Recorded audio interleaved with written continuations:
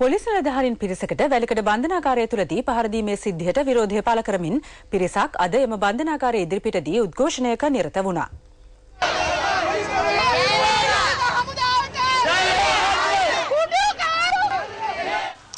මේ අතර මෙම උද්ඝෝෂණයේ හේතුවෙන් සරත් ෆොන්සේකා මහතා නිදහස් කරන්නයි ඉල්ලමින් වැලිකඩ බන්ධනාගාරයේ ඉදිරිපිට ජෙනරාල් වෙනුවෙන් රණවිරුවෝ සංවිධානය කර තිබූ උද්ඝෝෂණය පැවැත්වුණේ ලිප්ටන් වටරවුමේදී.